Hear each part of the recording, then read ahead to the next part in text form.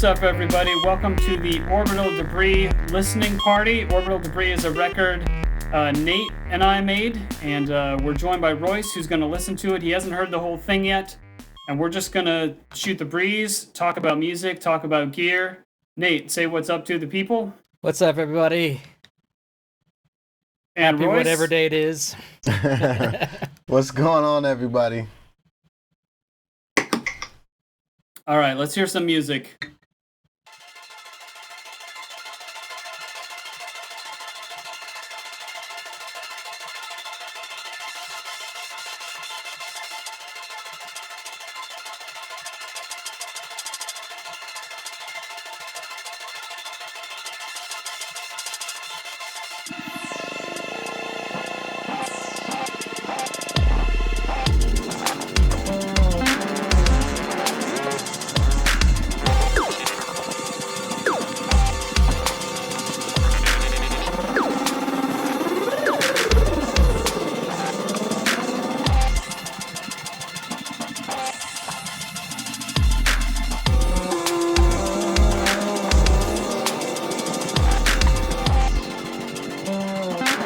So Nate, I think this is the first piece we worked on. Yep. Yeah, this was something I'd never thought. I really didn't, I put it in the back of my mind or in some folder somewhere, and this is a lot better than I ever thought it was going to turn out to be, because it was just kind of a bunch of random things. Right, well, these were your odds and ends. Yeah. And then, so we decided, I reached out to you like late March, early April. Yep. And we haven't seen each other since the Approach show like 2 years ago. No. And the first time we talked on the phone was just the other night. Right, like a week or less than a week ago. Yeah. But everyone's on lockdown, and I'm like, hey, Nate, we talked about collaborating. You want to do anything? What you got? You had odds and ends. Yeah, man. I was really happy. I mean, that was out of the blue, but I was totally stoked for it, man. Yeah, you emailed me, and I was like, okay. Then I started thinking more about it. I'm like, okay, this is going to be cool, man. So I just started digging through, the stuff that I had ignored and forgot about. And a lot of the stuff I sent you, I was just like, he's probably going to think I'm just like, fucking around, but you put some stuff, really cool stuff to it, man. So, yeah. So, you'd send me usually these 3-minute snippets, different loops and things. I'd record some stuff, send it back, and you did a ton of editing and mixing. And then what I did on my side, whatever gear I used to overdub your stuff, I would make one new piece using that same gear. Yeah. And send that to you. Yeah. So about half the songs started from your leftovers folder, and the other half was weird little jams I would do with just whatever equipment I set up to overdub for you. So what do you mean? Can you give me an example of how you did that? Like this right here, he sent that to me, and the first time it was just kind of atonal all over the place. I was like, can you quantize it or put it in a key? And so he said, yeah, and then that's what came out of it. But that kind of, I like that in the end of the song, man. It kind of brings all that stuff that was kind of weird and stuff together, and it has a kind of a hook to it. Sweet. So that was Colioid. Let's hear a little bit of Reclaim Action.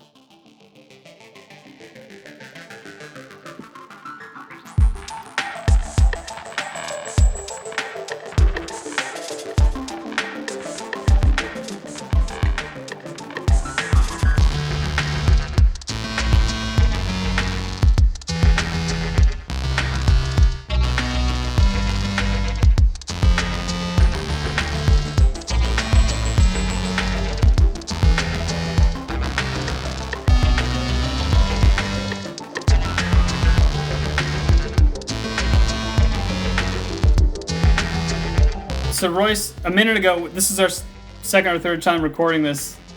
This was working for you. Yeah, It's got a lot of space in it, man. A lot of space and a lot of depth, and I like that. I feel like I'm in the music, you know, like I'm just in a completely different world. And I don't know what this world is, but it's got a lot of lasers arcade-ish. shooting at me. Sounds Yeah, like when an it goes arcade up, game. it does. It's got kind of an 8-bit Yeah. sort of Yeah. sound.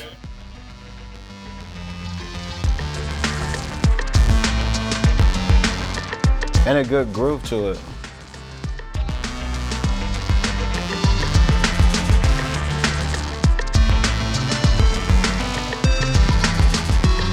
So I remember, I mean, Nate edited the drums and added a ton of everything, but this song started with that main riff and drum brute impact. And I love the sequencer on the drum brute impact because so many reasons, but one of the things I love to drag notes back a little bit. So those snares, you know, are dragged back just a hair for that kind of, I don't know, it makes me want to move. It's definitely got some good bounce to it. So what was the mixing process? I mean, like, how did you decide the space of it? Did you know that going into it? Did it just happen during the production? Like the like where everything's placed. Yeah. Well, I mean, what is that synth, Howie? That's a Medusa? The Medusa? Yeah. Yeah, so that's pretty much in the middle, right? And I guess you could have probably done some stuff to it and made it different than that, but I like the melody. I like the way it kind of takes you somewhere, you know? So I thought it should be complimented, and I think you sent me the key or the keys that or the notes that you're using, right? And so the scale. Yeah, the scale. Hey man, I've only been doing music for how long? The scale. So I think I did a sequence on the Moog, a couple sequences on the Moog, with some a little bit of patching and just messing around with filter and some resonance and like the modulation. I like the way it moves, like around the whole stereo field. It's like constantly moving. I feel like, and this is ridiculous, but I feel like I'm skipping with Teletubbies through a forest. You know what I mean? No, that sounds awesome.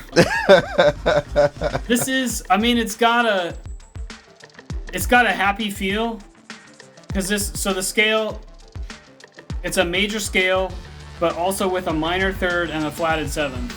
Oh, okay. And in the Medusa presets, it's called like the bebop scale or something. Mm-hmm. That'll mean more to some people watching than it does to me, but I liked it, and it does have this is probably the happiest song on the record. Which is interesting. Like, I don't know a ton of music theory, but I've never even heard of a flatted 7. You know what I mean? Like, I never even thought to do that. You definitely recognize, if it had the regular 7th, you'd know. It'd sound It would weird. stick out more, yeah. Now we're just gonna destroy it a little bit. Yeah, man. I like this part too. And so, I mean, and you're just going back and forth, right? Like, you're not together when you're doing this. No. No. We haven't. The last time we saw each other in real space was at an Approach show. Nate, Asterales, you played too. I think just solo, right? Yes. And then you backed up Approach. And that was 2 summers ago. Like more than 2 years ago. Yeah.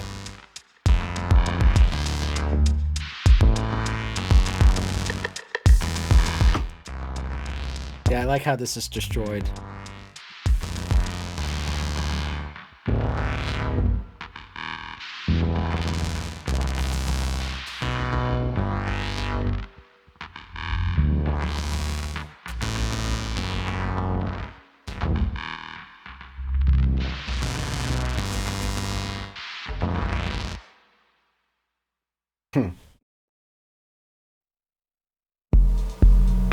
What was that hum? I didn't know where it was going, and then it did it. Tight ending. I like a tight ending. Yeah. I got a whole rant about fade outs. I hear you. So this is called Damn 96. Yeah. What's that mean? It was at 96 BPM. I don't know why I thought any different. I thought there was something about 96 that you were referring to. Like No, the it's year just a working title or something. Just a working title that turned into something. And we should. There's a kick or a low tom pattern that comes in another little bit that I want to pause and hear, because to me that's where the song started. So this started on my side on the drum root impact. Okay. I knew that I liked it for a reason. I used to have a drum root, and there's a lot of the drums on the record that Royce mixed for me or with me was drum root.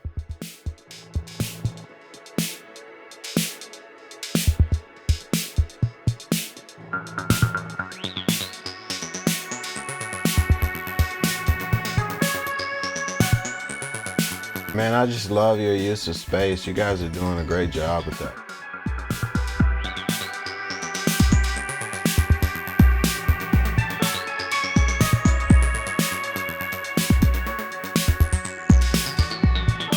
I can tell it's good when Royce is turning it up. I start to hear the bleed.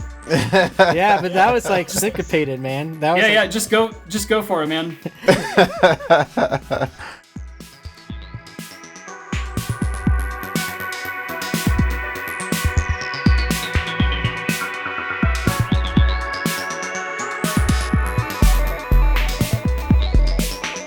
Yeah, this is it, man.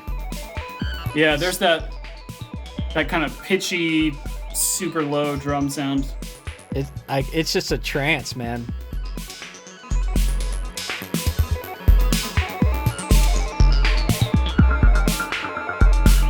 Yeah, you gotta have that sub going on this one, man, for sure. For sure. I told Nate when we talked last week, I never mastered a record where the subs were so important or so different from song to song. So a huge part of mastering this and getting it cohesive was figuring out the subs from song to song to song. Oh, I hear you.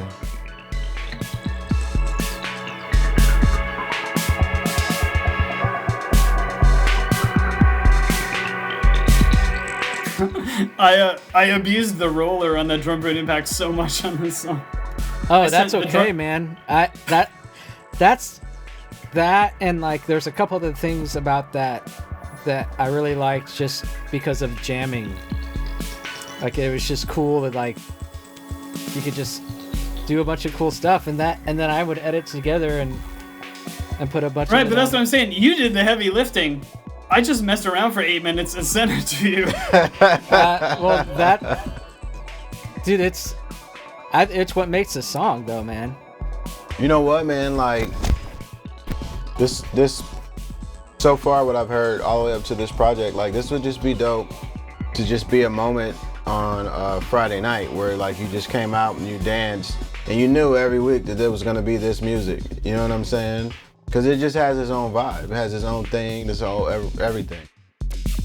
And it taps into something that like, I don't know, I'm not getting that from anywhere else. I was on the, so I don't really have a background much in electronic music. And I was on the websites and like watching videos this week, trying to figure out where we fit in the lineage and like looking at the charts, and I had a really tough time, man. Like I don't know where to put it. Yeah, I feel like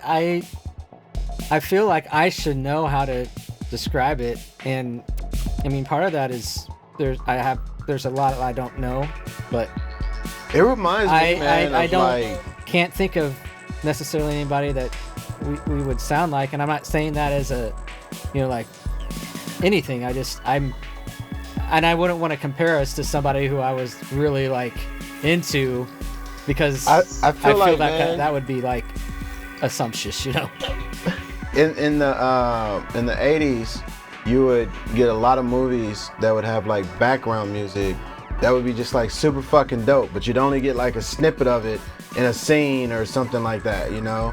And that's what this kind of reminds me of. It kind of reminds me of that feel, that vibe. Even the sonic character of it kind of like lends itself to that to me. Like, I could totally, like, this could totally be like a Eddie Murphy movie, and he's like moving through the factory with his gun up like he's gonna kill somebody. You know what I mean? Like, seriously. That's fantastic. That is good to hear. I will take that.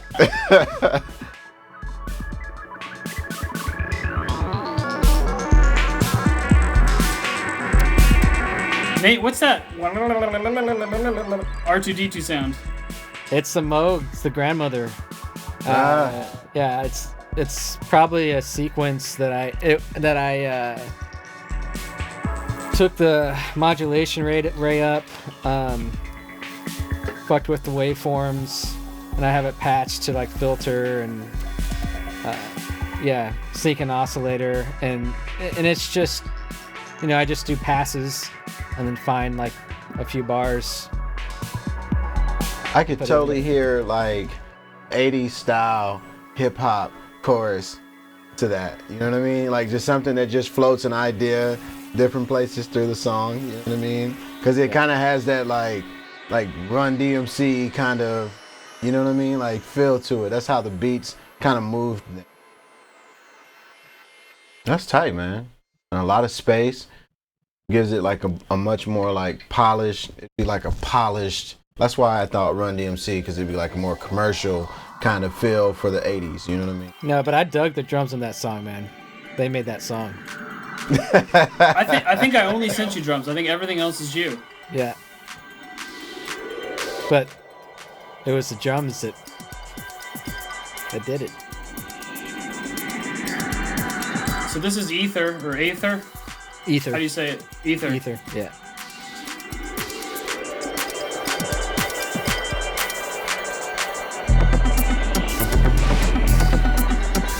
I think the only thing that I used from the actual original file that I sent you, or that I was using, was that. This shit is dope, man. Arpeggiated kind of. Oh yeah. Yeah. I'm gonna have to put you guys on mute.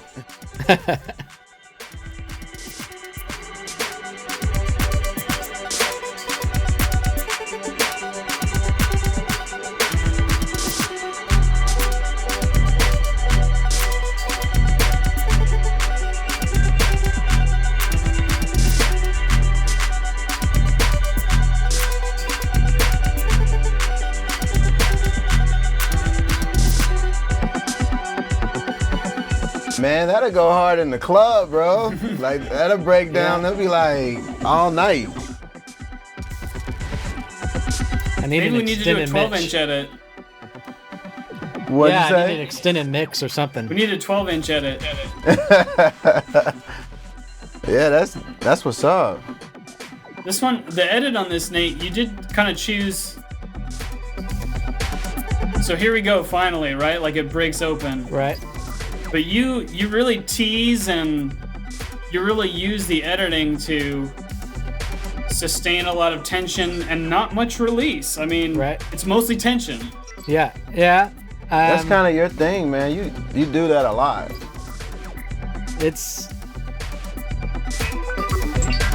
I can't say it's totally intentional, but I don't know. It happens like when you're doing it. Like you're just like, okay, I'm gonna leave this here. I'm gonna cut this here. You know.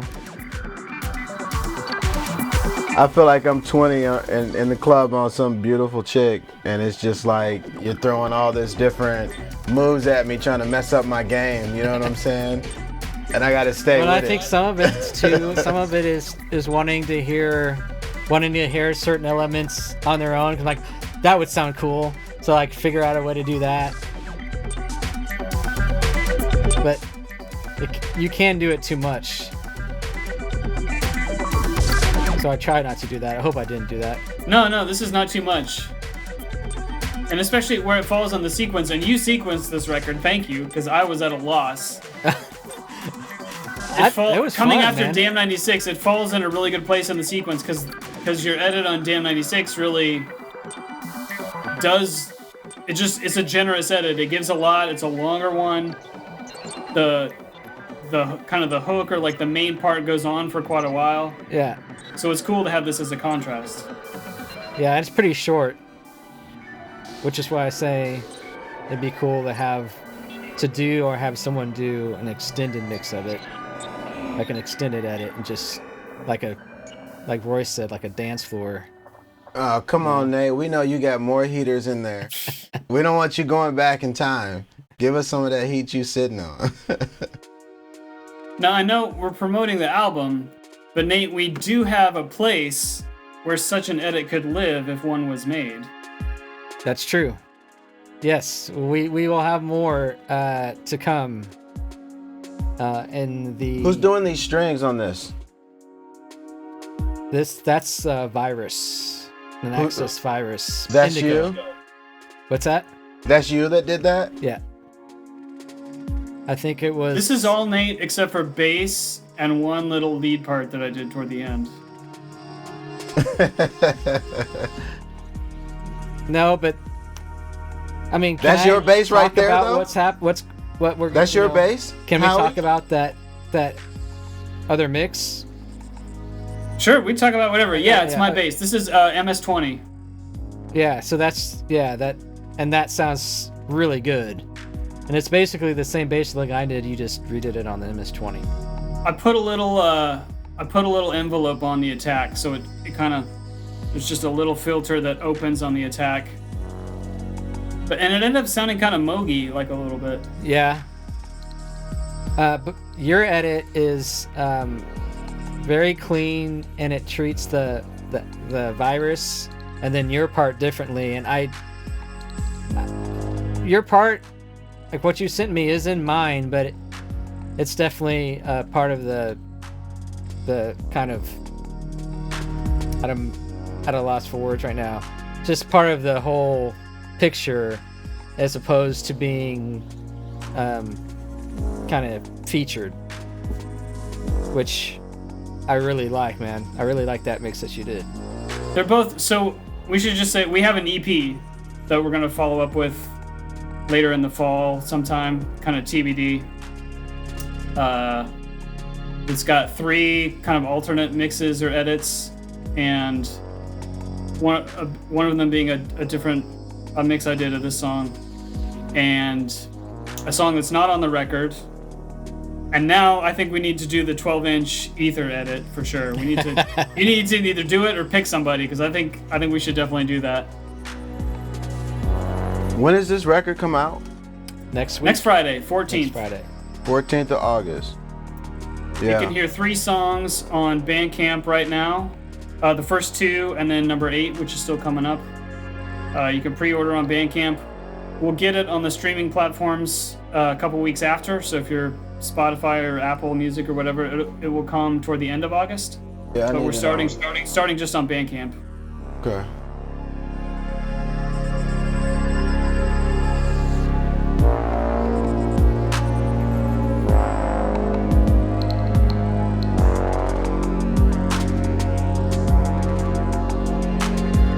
Yeah, I got a couple playlists. I got some songs now that need to be in there. Oh, that'd be awesome. I was asking you about whether or not it's on Spotify. I will definitely let you know. It'll be sometime after the 14th, but before the end of the month. But I'll shoot you an email when it's up.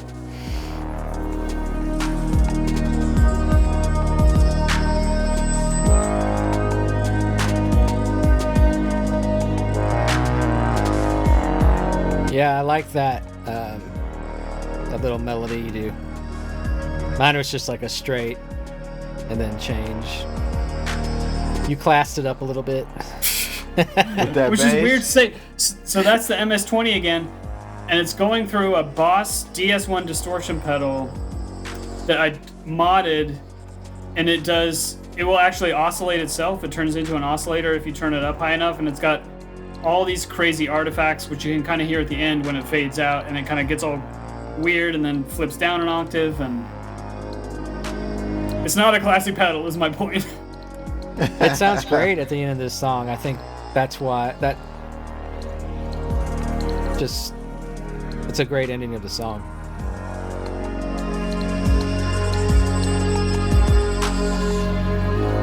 is a cool one. I like this one a lot.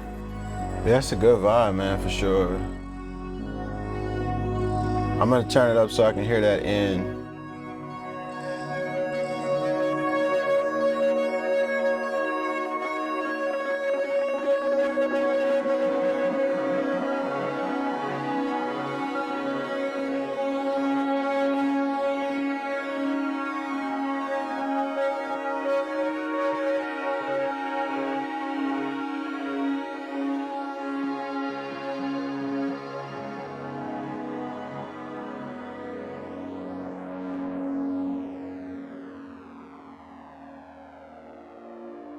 Yeah, like. Yeah, that's what's up, man. So it's That's a halfway tight. point now. Yep, this is Into side side 2. 1. Yeah. Yep. Side 2, man.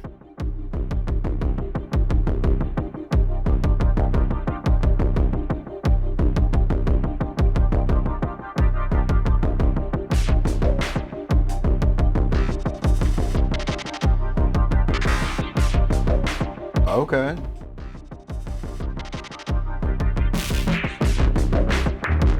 And these were your drums.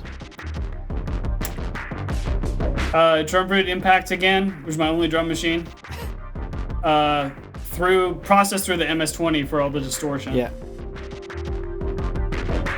And this is Medusa again? Medusa again with those little chord guys up top.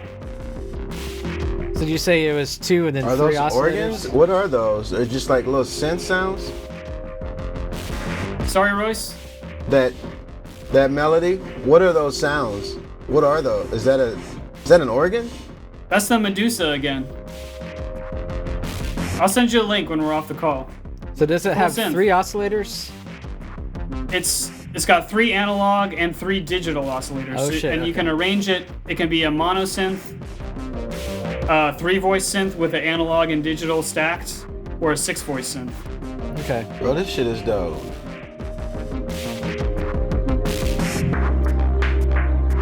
Yep.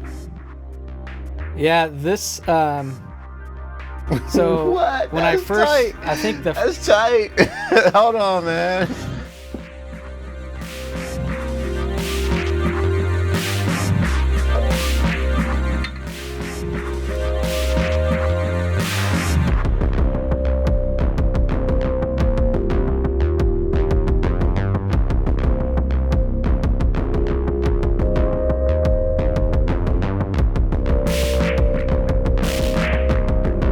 I'm sorry, Nate, man. What were you saying? Oh no, I was probably gonna be talking too much.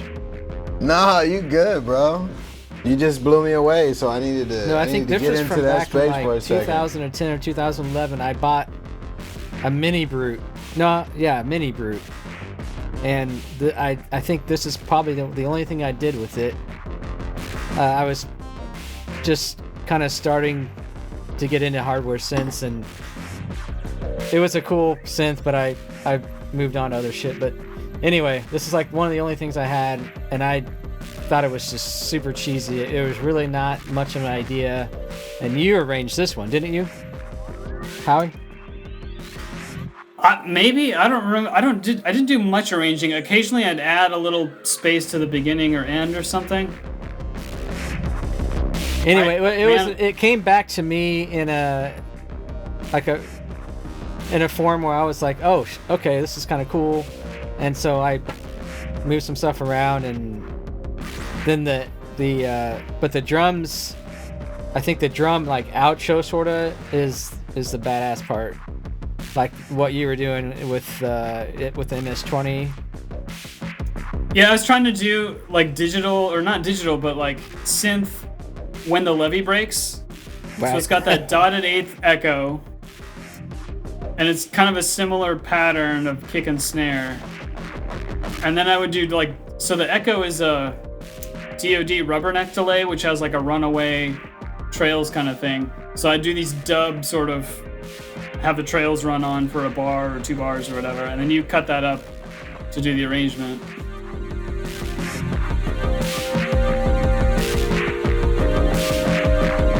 I like the way it's mixed. I feel like I can almost get to the music, but I can't quite get to the music. And it keeps like, it's pulling me in. Like I've never even thought to mix an arrangement like that. That's tight. I'll have to ask you more about that, man.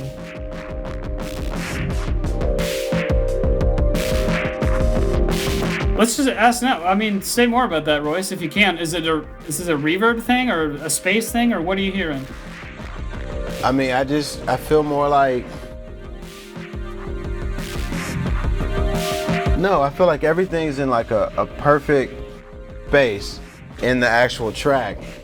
And like before, it's like you brought me into where I was like in the music, and now it's like I feel like it's moving away from me and I have to go get it. Does that make sense? All right. And I'm sure it's just a style and choice that you had for the record or whatever, but it flows perfectly because the whole album is evolving. And I'm sure that's something you did in the mastering process. The whole album is evolving to an emotion, almost like a heartbeat. You know what I mean? Where now, like before, you were giving me music where I had to dance. Now it's like I felt like I had to move forward with the way it sonically felt. So I think that's to Nate's credit as sequencing, because when I master, I'm aiming for consistency, and I don't tend to be a very creative mastering engineer. Like I aim for kind of technical consistency and a real kind of old school approach to mastering. So to me, I credit that to Nate, and he's the one who put the songs in order for the most part.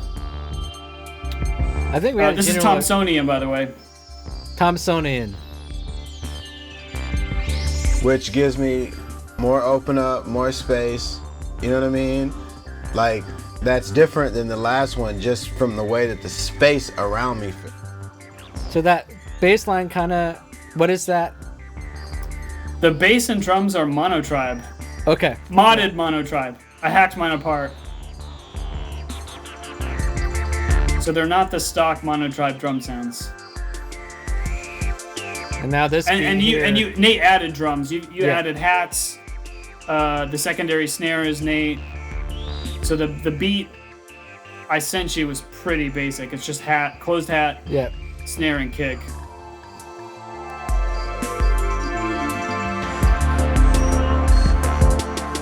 Man, you guys like y'all work together on this record. You know what I mean? I think I was doing these chord changes twice as fast, and he told me to change it every 4. Oh, let it live a little And bit, let it breathe. And now they're changing.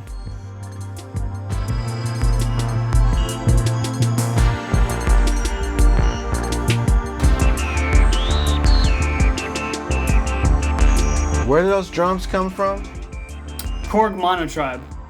But that kind of beat there with the hats is MPC Live.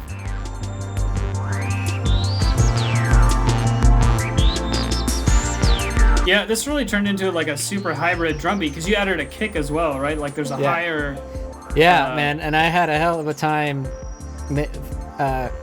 thinking that they sounded good together, and I was like, man, and that's when I discovered Logic's drum replacer, and that thing was like a revelation, man. It was amazing. Like scrolled through like 3 or 4, found one, and it was perfect. And there's Man. yeah. You know what, man? Like, I really wanted to get back into Logic this year. I love Logic, but I just don't know what Apple's doing. It makes me mad because I don't want to like invest all my time and energy into learning all that shit. Then I got to spend $60,000 to get a computer. You know what I mean? Yeah, I can't. I'm just gonna try to keep my computer as in tip-top shape as possible. I've been thinking about going to get some more memory put into it because you have to take it in. They have to do it for you. I love Logic, man. I love creating in it. That's the first time I ever felt creatively free as an engineer, producer type dude. But like, I don't want to vote. Like I'm all Apple, and I feel like my whole world's going away. You know what I'm saying? Like it's just getting out of reach. Yeah, just not accessible. Yeah. Bullshit.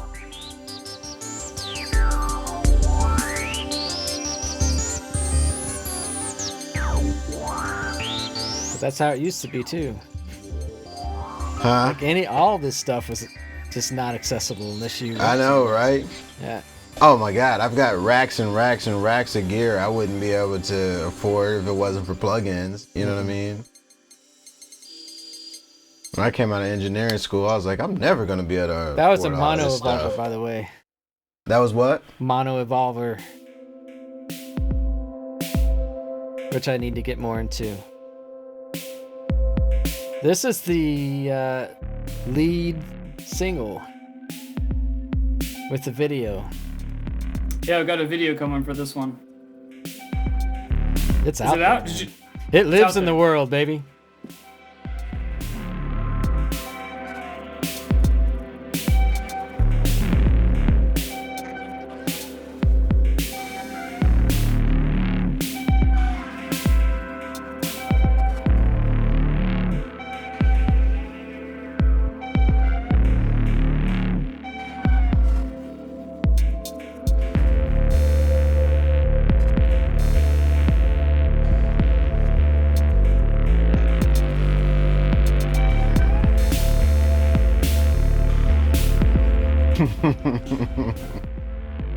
It's that bass line, right? Yeah. Nate, what is that? The grandmother? Yes, sir. And I push it pretty hard through an SSL channel plugin.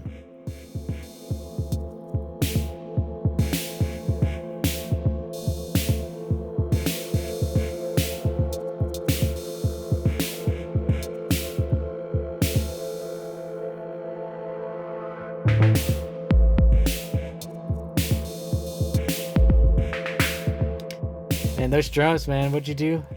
Where'd they come from? Just the impact again. Of course you have a video for this. You could do anything in a video for this and it would be dope, you know? Anything. I feel like I'm on the moon.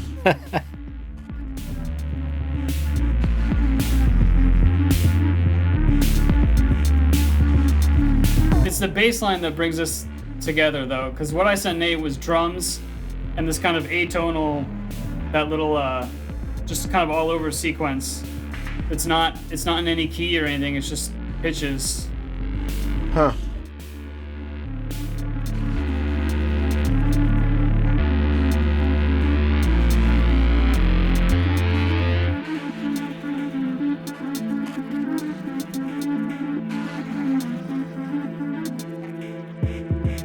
I love that part. Where it drops out. Yeah, just that.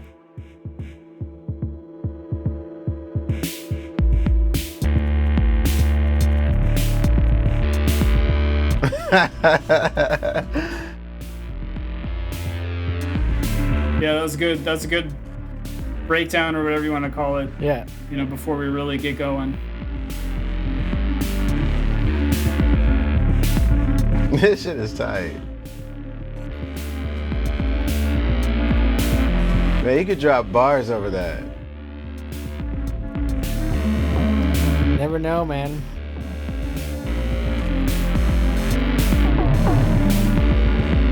Yeah, I like that a lot. I like that a lot. I like that a lot. Nate, we're getting pretty close to having the conversation about the next one. Yes. That'll be a fun conversation. Yeah, and I've got several, like 3 songs that I think could be an EP. I need to do a little bit work, and they're more. I don't know. We can talk about it later, but they're different than this electronic stuff. But then I've got some ambient stuff that I want to send you to see what you think. Yeah, all my ideas are quite a bit This different. shit is goes, bro. This is dope as hell.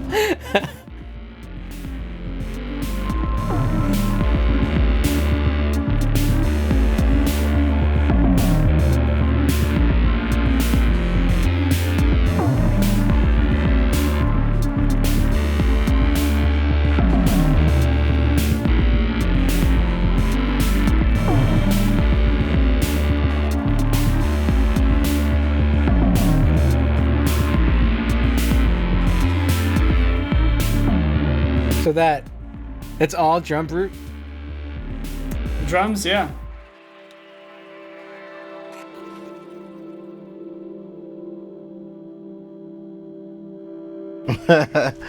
I like that shit. I like that one a lot. Came out nice. So we got 2 more, Venus Rhythm and 5/4.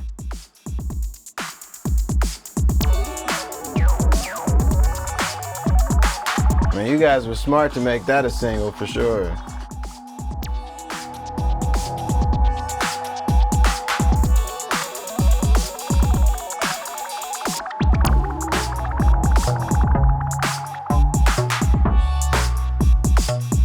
Hey, mute it, Royce. Huh? Mute it. I want to hear this.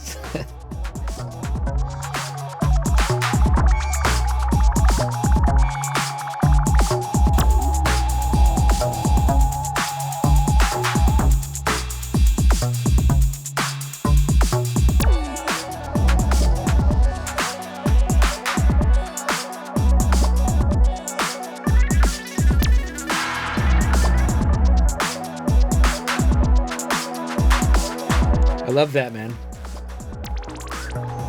What is that? I can't even remember. I don't remember what I did on this. Everything sounds like you. No, that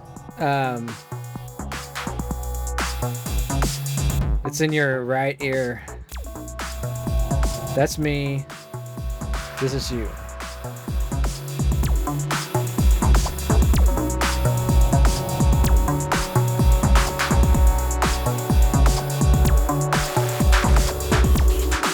I think that's the MS-20. Okay.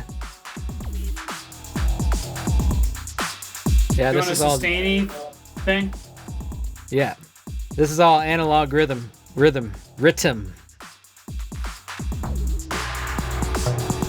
Yeah, man, I like the way that moves too.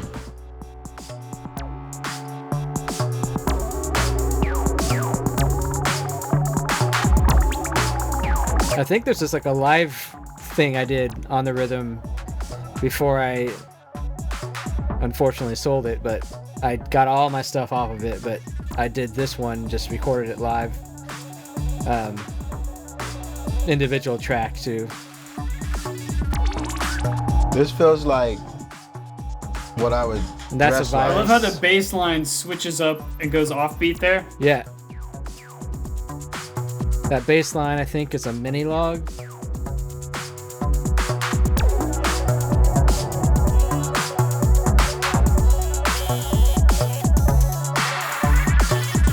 Oh.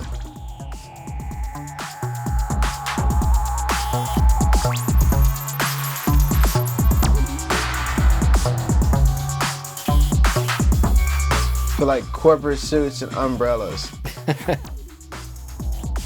I like all the sci-fi associations.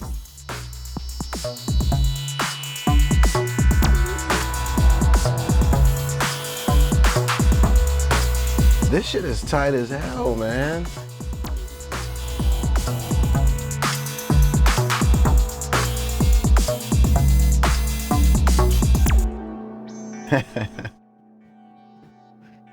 Just end it.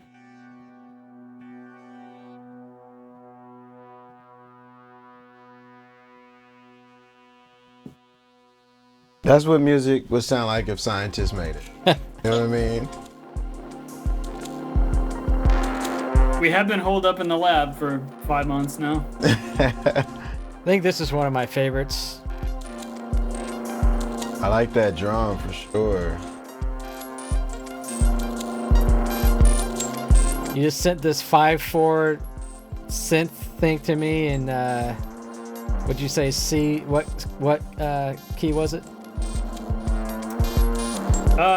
Man, I don't remember. C something. C with. I told you B, the notes. Yeah, C with the B flat.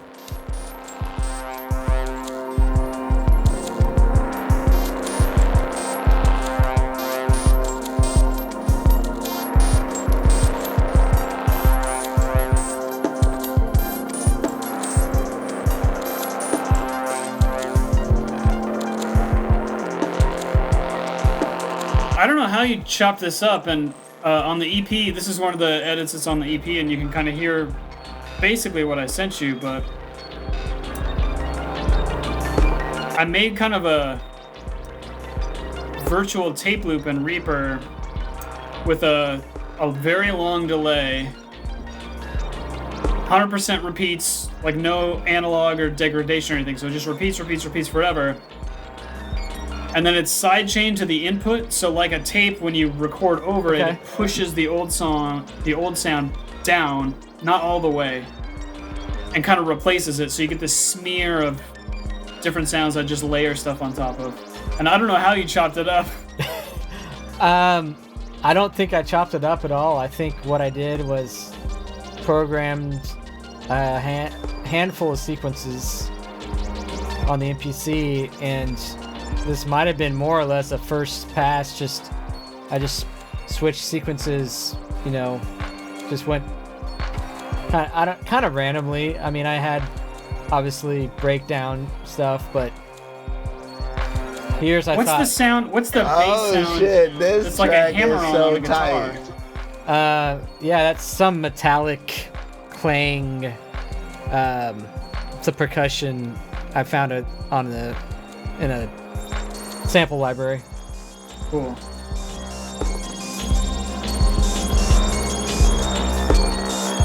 Dig it, man. I dig that a lot.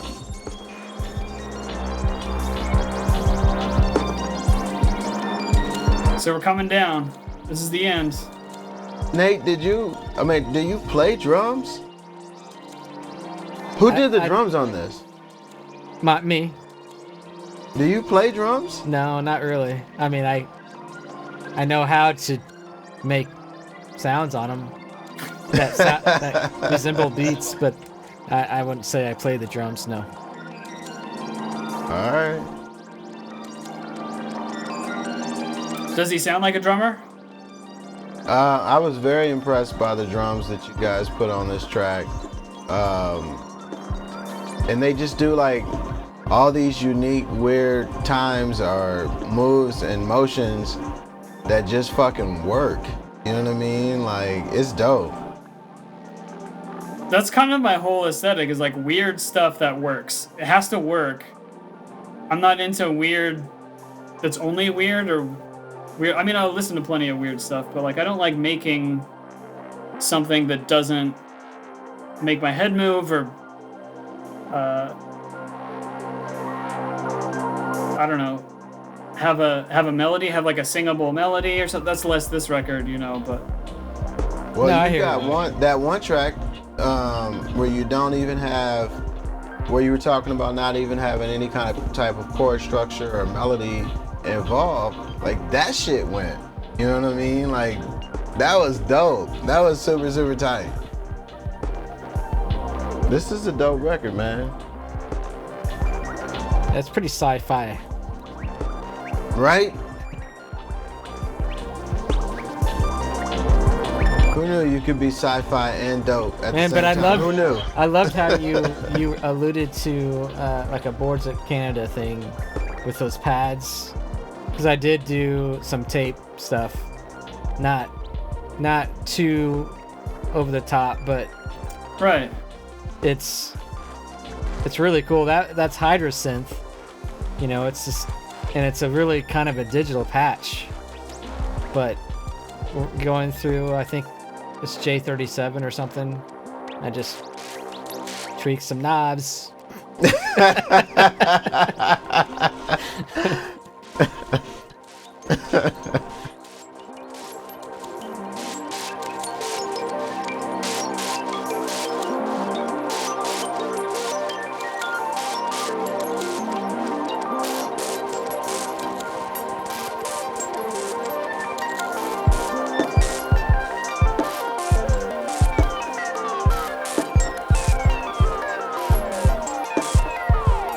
Who put that like hand drum in there? Me. That was you, Howie? No, that was me. No, that was Nate. All the drums Really? on all the drums on this song are Nate. Interesting choice. I sent a guide, but that's all. I don't think he used any of the sounds from the drums I sent. And you weren't. I didn't mean for you to. It was just a. It's a little Just marking guide. time. Right, yeah.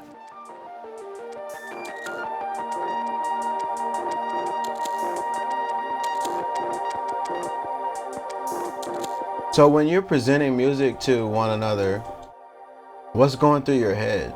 Like, what are you thinking? Hey, I'm getting ready to send him this, but like, cause like you just said, like you didn't mean for him to use those drums, but you sent them anyway, so that he would hear kind of like where you were. I'm assuming, right? Exactly. Yep.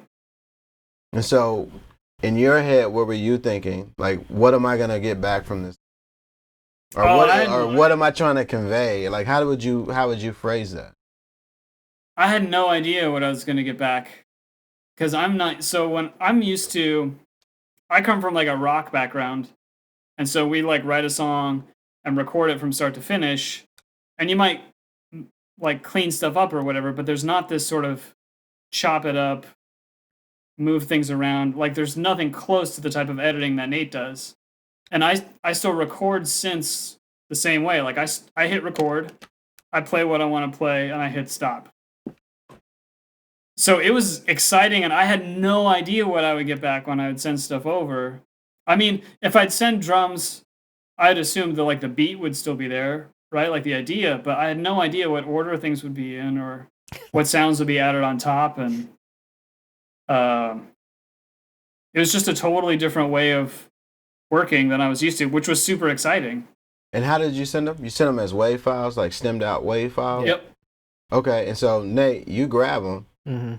Did you already have a session, or are you like getting these for the first time? Like that's the first some time. Some of them were, first time, and then I added stuff to them. But some of them were kind of responses from what I had uploaded, and he kind of took He did his thing and then sent him back. It's like half and half. Yeah.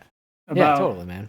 So pick the one song where it didn't have any kind of like actual melodic stuff. How did that song come together? The first one?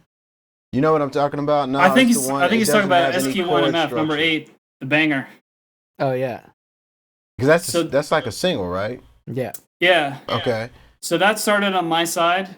It was drum brute impact, and I used a little chord sequencer to sequence a Moog MF drive.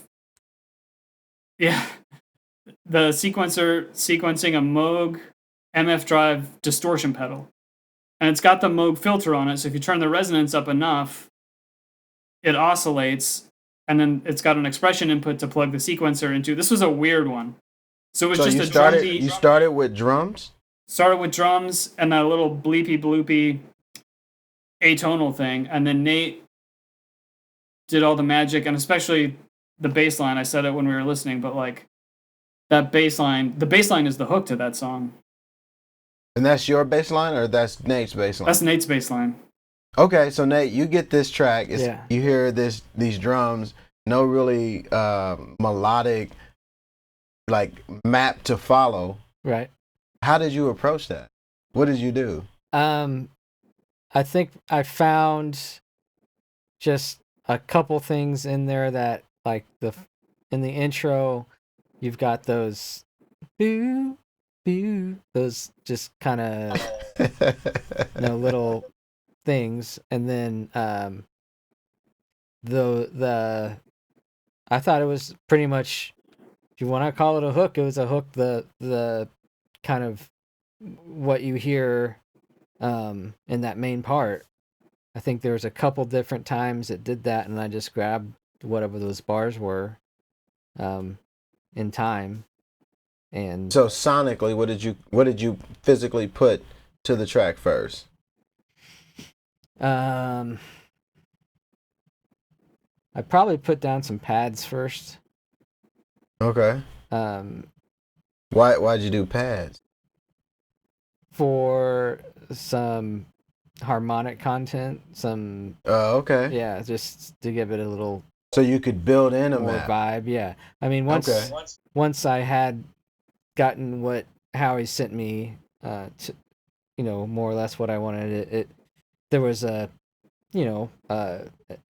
it hinted towards a key, so I just kind of found the chords to put behind it, and I think there are chords in there, but there are some more. I don't know, just I don't even know what the right terms for it, like risers or tweaked,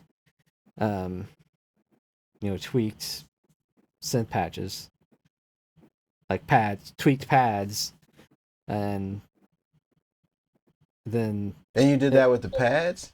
Yeah, That's how you started I with did the that with pads? the Hydra synth, and then yeah, it's like it needs some sort of bass, and that was kind of more like this might be cool, and then Not even like this shit right here is gonna go hard in the club.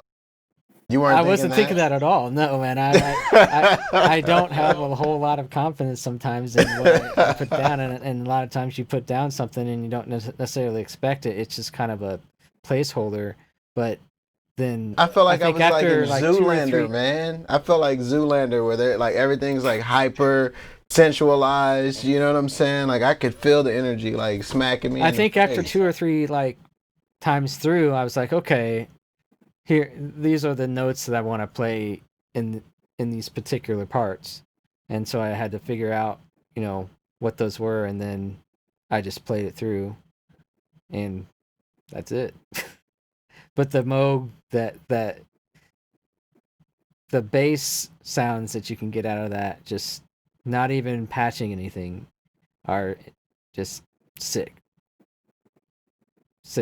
And I think there's a couple different mixes of it that you, Howie, weren't too fond of because the bass sound had morphed a little bit. There's what makes the bass sound.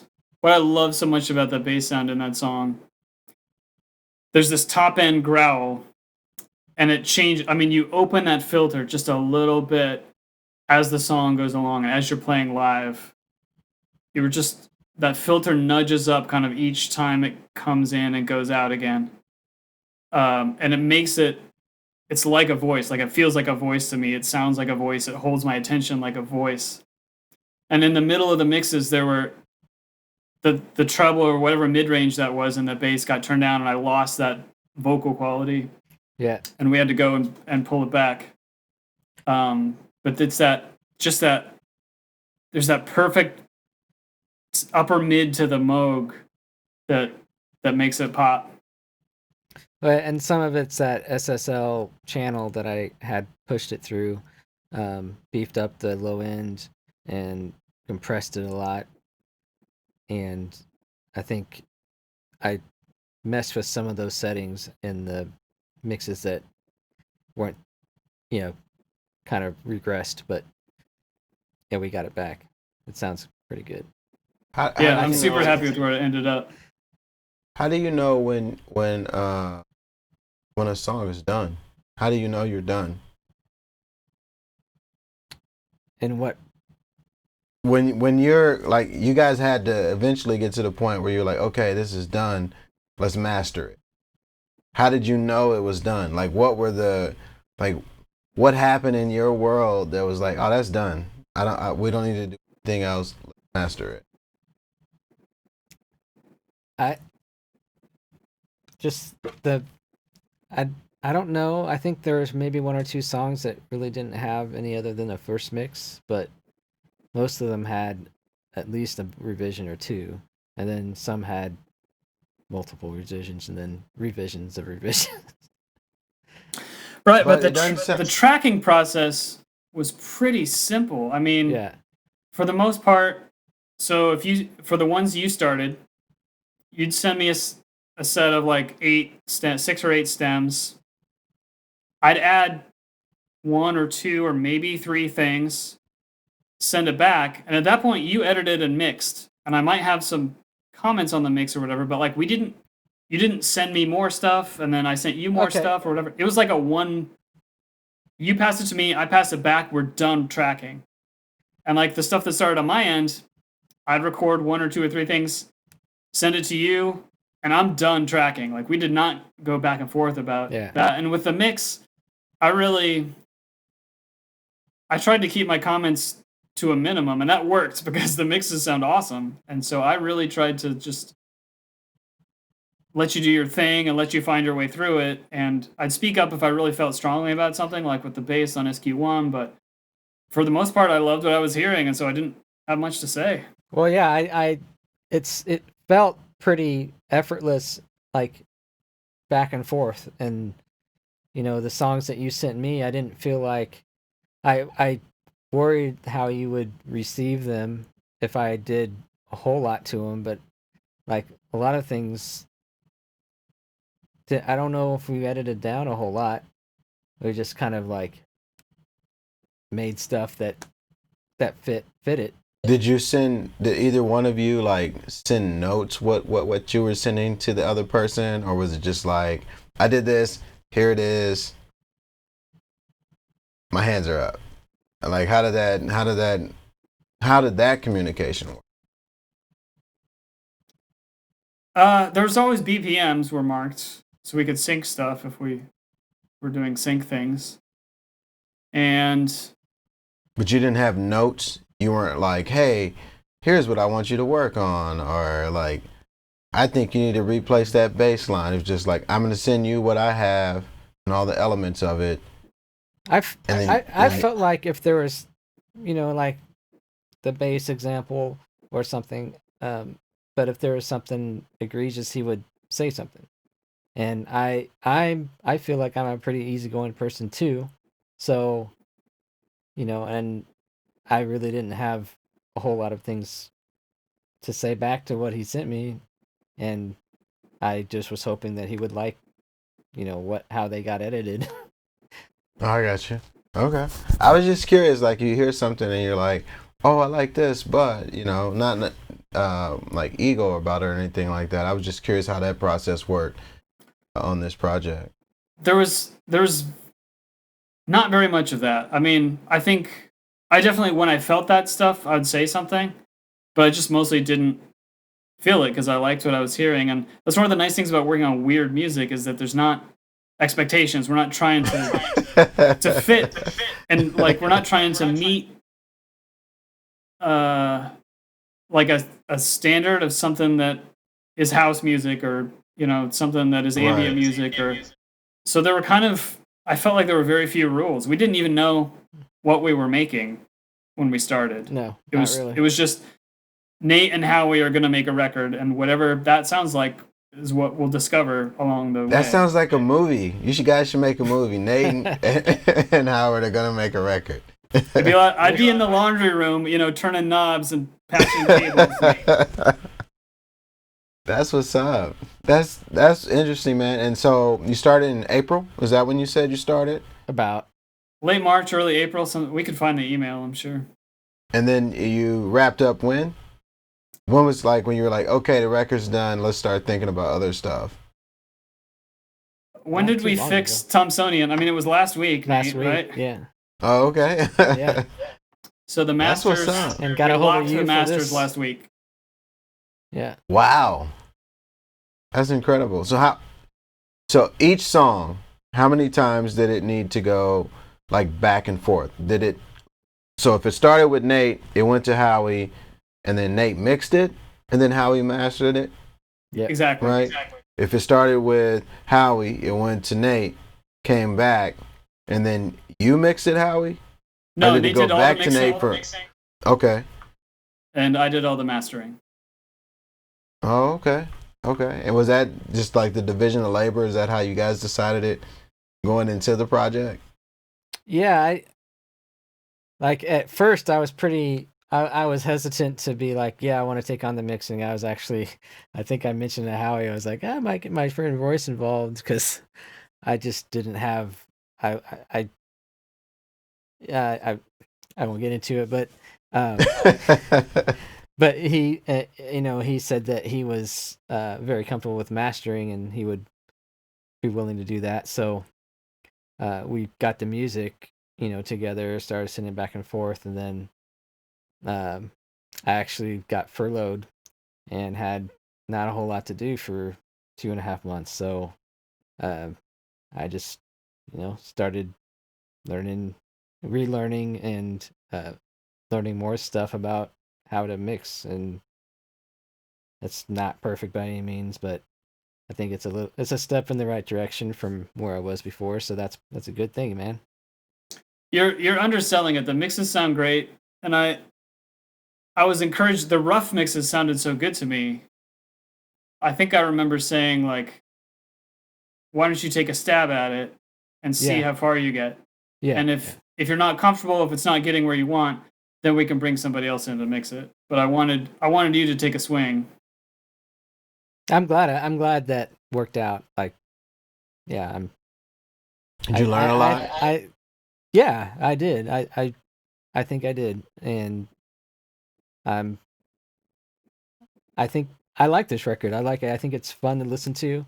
It's not offensive, really, to me. to me, there's nothing that there's like one thing that like Thomsonian, when we got done with it last week, that's the last song. It was just like a percussion element that was too loud, and I tried to fix it, but when I sent it back to Howie, he's like, it doesn't sound the same. And I was like, okay. And I tried it again, and he's like, yeah, it still doesn't sound the same. And then he suggested sending just the element, like the dry and the affected part of the percussion element, and he would try to... You explain it. Sure, yeah, we should put this down for posterity in case it helps anyone. And if you've gotten this far in the video, thank you so much for watching all this stuff. We're about to get real nerdy. So, track 7, Thomsonian, there's this fairly acoustic-sounding clave sound that happens through the middle of the song that Nate felt was too loud. But we had done several mix revisions since the one that I liked, and we're struggling to get back to the mix that I liked in order to turn that clave sound down.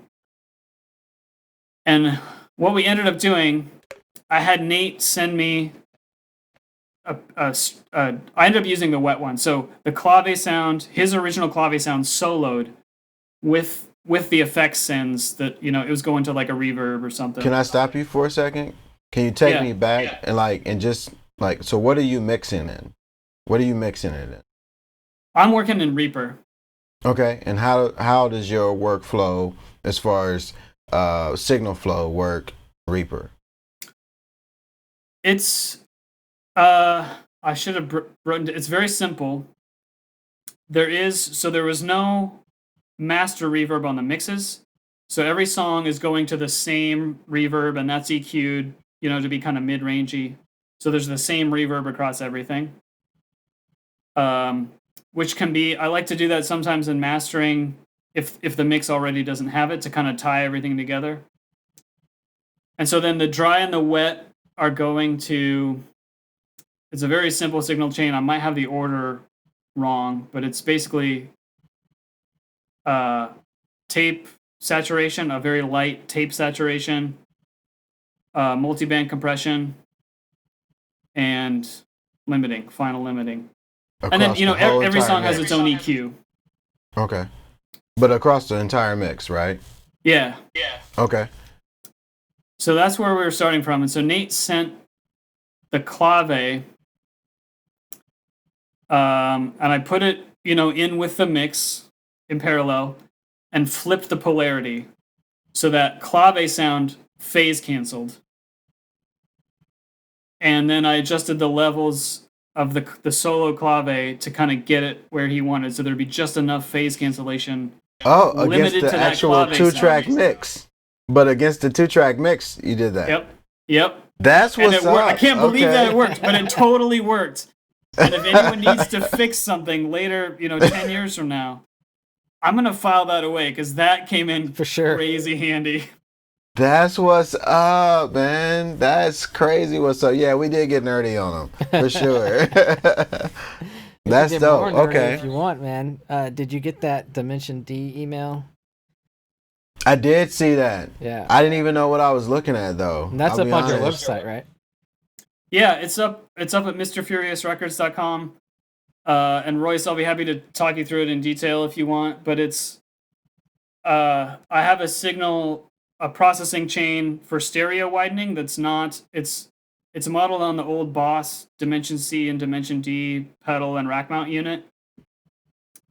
But it's not modeling them, it's just taking the concepts and breaking them into pieces so you can tweak it how you like. And it's my favorite. You can use your own I don't like plugins? stereo widening as an effect, but this will let you widen something in a way that sounds natural to me. Okay, so I would use. Okay, so let me help see if I understand this. So there's a pedal, and you took the way that pedal worked, and you created a formula that would allow me to use my current plugin setup to achieve the same kind of things that I could do with this pedal. Exactly. All you need That's is insane. a EQ and a chorus, basically. That's what's up, man. Any EQ, any chorus. Oh, okay. We should. Maybe this is a separate video because I should come up with some kind of demo or something. I really like the sound of it. I use this trick all the time. I especially use it when I've got a mono synth source that I want to split and have some space. This is my favorite trick for that. Okay. That's what's up, man. All right, well, this has been fun. Yeah, man. This has been really great. cool. Royce, you've been an awesome guest. I'm so glad to meet Yes. you. I'm going to wrap this up for the video. This is our fake goodbye. Hang on the line, guys. We'll have a real goodbye once I stop recording.